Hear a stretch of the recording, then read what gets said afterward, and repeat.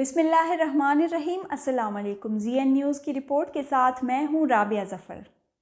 Election commission of Pakistan کی scrutiny committee نے کپتان کی ساری ایمانداری کا کچومر نکال دیا ہے۔ اسکروٹنی کمیٹی کی رپورٹ میں بتایا گیا کہ تحریک انصاف نے 53 بینک اکاؤنٹ چھپائے اور 31 کروڑ سے زائد کی رقم چھپائی۔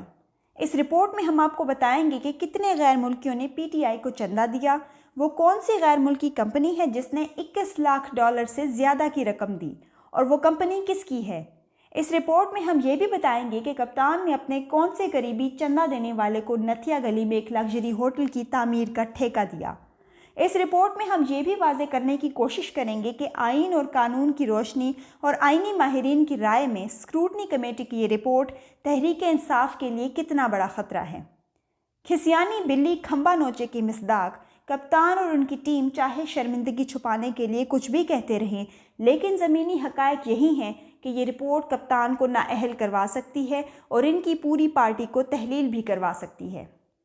اس غیر ملکی کمپنی پر آنے سے پہلے ہم آپ کو یہ بتاتے چلیں کہ اس رپورٹ کے مطابق کل 47 غیر ملکی افراد ہیں جنہوں نے تحریک انصاف کو چندہ دیا۔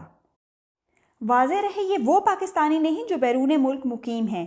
ان 47 افراد میں خاص طور پر دو نام، ایک اندر دوسان جن کا تعلق بھارت سے ہے اور دوسرا بیری شنیپس جو ایک یہودی ہے۔ ان دونوں کا کپتان کی پارٹی کو چندہ دینا سب سے زیادہ خطرناک ثابت ہو سکتا ہے۔ اب آئیے اس غیر ملکی کمپنی کی جانب جس نے تحریک انصاف کو 21 لاکھ ڈالر سے زائد کی رقم دی۔ اس کمپنی کا نام ووٹن کرکٹ لمیٹڈ ہے۔ اس کمپنی نے تحریک انصاف کو یہ بھاری رقم 2013 کے عام انتخابات سے کچھ عرصہ پہلے دی، اور یہ انکشاف الیکشن کمیشن کی جانب سے جاری کی جانے والی اسکروٹنی کمیٹی کی رپورٹ میں سامنے آیا۔ معروف صحافی عمر چیمہ نے بھی دا نیوز اور روزنامہ جنگ میں اپنی رپورٹ میں یہی لکھا کہ ووٹن کرکٹ لمیٹڈ نامی کمپنی کی جانب سے دیے جانے والے چندے کو دیکھا جائے تو یہ شاید کسی بھی غیر ملکی کمپنی کی جانب سے دی گئی رقم ہے جس کی نشاندہی اسکروٹنی کمیٹی نے کی ہے۔ ذرا حوصلہ رکھیے، ہم آپ کو یہ بھی بتاتے ہیں کہ یہ کمپنی کس کی ہے، اور یہ بھی بتاتے ہیں کہ خان صاحب نے اپنے کون سے چندہ دینے والے کو ہوٹل کی تعمیر کا ٹھیکہ دے کر نوازا۔ پولیٹیکل پارٹیز آرڈر 2002 کے مطابق کوئی بھی پارٹی غیر ملکیوں یا کمپنیوں سے فنڈنگ نہیں لے سکتی، اور اس قانون کی خلاف ورزی کرنے والی سیاسی جماعت کو تحلیل کیا جا سکتا ہے۔ اس قانون کے سیکشن 6(3) میں لکھا ہے کہ ڈائریکٹ یا انڈائریکٹ کسی غیر ملکی حکومت، ملٹی نیشنل، علاقائی، پبلک یا پرائیویٹ کمپنی یا کسی قسم کی فرم سے فنڈنگ پر پابندی ہے۔ سیکشن 6(4) میں لکھا ہے کہ اس قانون کے تحت ممنوعہ فنڈنگ کی رقم بحق سرکار ضبط کر لی جائے گی، اور غیر ملکیوں سے فنڈنگ لینے کا الزام ثابت ہونے کی صورت میں سیاسی جماعت کو تحلیل بھی کیا جا سکتا ہے۔ اب آ جائیے ووٹن کرکٹ لمیٹڈ کی طرف، تو جناب یہ کمپنی 2013 میں کپتان کے دستے راست تحریک انصاف کو سب سے زیادہ چندہ دینے والے اور اہلیان کراچی پر کے الیکٹرک کی شکل میں عذاب نازل کرنے والے ابراج گروپ کے مالک عارف نقوی کی ملکیت تھی۔ جی ہاں، یہ وہی عارف نقوی تو ہیں جو آج کل برطانیہ میں فراڈ کے مقدمے میں گرفتار ہیں، اور امریکہ جن کی حوالگی کا مسلسل مطالبہ کر رہا ہے۔ کپتان سے عارف نقوی کے قرب کا اس سے زیادہ ثبوت کیا ہوگا کہ جب برطانیہ میں انہیں گرفتار کیا گیا تو برطانوی حکام کے مطابق ان کی جیب سے چند فون نمبرز برآمد ہوئے، اور عارف نقوی نے انہیں درخواست کی کہ میری گرفتاری کی اطلاع سب سے پہلے ان لوگوں کو دی جائے۔ ان نمبرز میں سب سے پہلا نمبر عمران خان کا تھا۔ ووٹن کرکٹ لمیٹڈ کمپنی ایک آف شور کمپنی ہے جس سے کیمن آئی لینڈز میں رجسٹر کروایا گیا تھا۔ تحریک انصاف کو چندہ دینے والوں کی حیثیت سے عارف نقوی کا نام ہمیشہ شہ سرخیوں میں رہا، اور یہ بھی اطلاعات تھیں کہ اگر عارف نقوی برطانیہ میں فراڈ کے مقدمے میں گرفتار نہ ہوتے تو کپتان کی حکومت نے ان کے پاس ایک اہم عہدہ ہوتا۔ عارف نقوی پر فراڈ کے الزامات امریکہ نے عائد کیے تھے۔ ابراج گروپ سے قربت رکھنے والے برطانوی مصنف برائن بریواٹی نے لکھا ہے کہ جس وقت عارف نقوی گرفتار ہوئے اس وقت عمران خان انہیں وزیر خزانہ مقرر کرنے والے تھے۔ اب آئیے معروف صحافی فخر درانی کی اس سٹوری کی جانب کہ جس میں نتھیا گلی میں ایک لگژری ہوٹل کی تعمیر کا ٹھیکہ تحریک انصاف کو چندہ دینے والے کپتان کے ایک قریبی دوست کو مل گیا ہے۔ اس کانٹریکٹ کا حامل شخص اس آف شور کمپنی کا مالک ہے جس نے عراق جنگ میں امریکہ کو سیکیورٹی خدمات فراہم کی تھیں۔ تفصیلات کے مطابق P T I chairman Imran Khan نے ایک ایسے شخص سے پارٹی فنڈنگ وصول کی جو کہ ایک آف شور کمپنی کا مالک ہے۔ اس سیکیورٹی کمپنی کا دعویٰ ہے کہ اس نے عراق جنگ میں امریکی افواج کو تقریباً 15,000 خصوصی غیر جنگی سیکیورٹی اہلکار فراہم کیے تھے۔ خیبر پختونخوا میں پی ٹی آئی حکومت نے بدلے میں اس بااثر ڈونر کو اکتوبر 2021 میں نتھیا گلی کے مقام پر لاکھوں ڈالرز کے لگژری ہوٹل کا کانٹریکٹ دیا تھا۔ ایک جانب کپتان عمران خان نہ صرف افغانستان اور عراق میں امریکی جنگ کی مخالفت کرتے ہیں اور امریکی ڈرون حملوں کے خلاف مارچ کر کے نیٹو سپلائی معطل کرتے ہیں، اور دوسری جانب ایسے شخص سے پارٹی فنڈنگ وصول کرتے ہیں جس کی کمپنی نے عراق جنگ میں امریکی افواج کی مدد کی تھی۔ اس شخص کا نام ممتاز احمد مسلم ہے، اور اسکروٹنی کمیٹی کی رپورٹ کے مطابق اس نے تحریک انصاف کو تقریباً $25,000 کی رقم دی تھی۔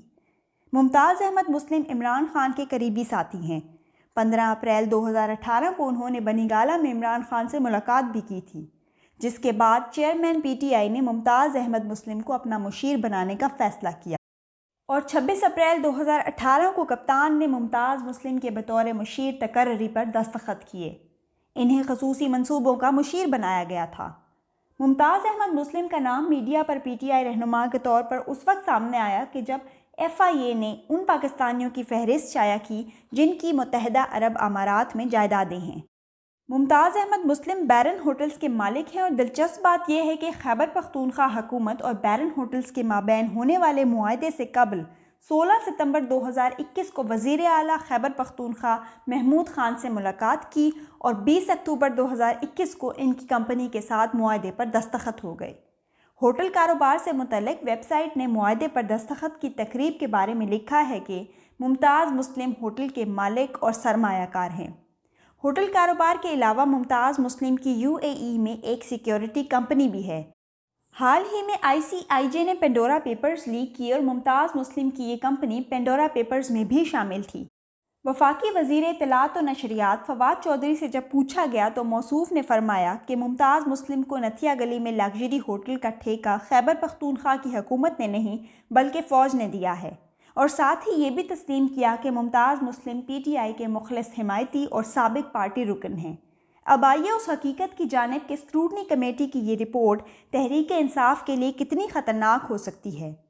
الیکشن کمیشن کے نئے قوانین کے مطابق اگر $1 بھی غیر ملکی سورس سے وصولی کا ثبوت مل جائے تو پوری پارٹی تحلیل ہو سکتی ہے۔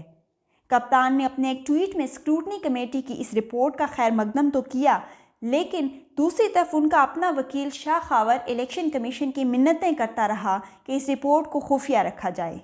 اب سوال یہ ہے کہ اگر یہ رپورٹ تحریک انصاف کی حمایت میں آ رہی تھی اور تحریک انصاف سرخرو ہو رہی تھی تو ان کا اپنا وکیل اس کامیابی کو خفیہ کیوں رکھنا چاہ رہا تھا؟ تحریک انصاف کے کچھ دوست عوام کی آنکھوں میں دھول جھونکنے کی کوشش کر رہے ہیں کہ اگر زیادہ سے زیادہ بھی نقصان ہو گیا تو یہ ممنوعہ فنڈنگ بحق سرکار ضبط ہو جائے گی، لیکن صاحب معاملہ اتنا سادہ نہیں ہے۔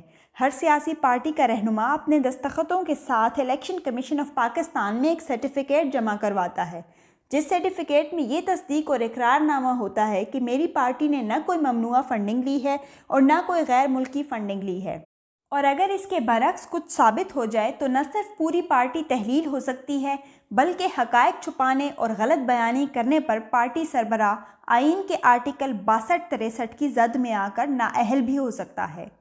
اب سوال یہ ہے کہ اگر 3 دفعہ کا منتخب وزیر اعظم نواز شریف اپنے بیٹے سے تنخواہ نہ لینے کے جرم میں نااہل ہو سکتا ہے تو پھر غیر ملکیوں سے اربوں روپے کی فنڈنگ وصول کرنے اور 31 کروڑ روپے اور 53 اکاؤنٹ چھپانے والا کپتان صادق اور امین کیسے رہ سکتا ہے؟ امید ہے کہ آپ کو یہ رپورٹ پسند آئی ہوگی۔ آپ کا بہت بہت شکریہ۔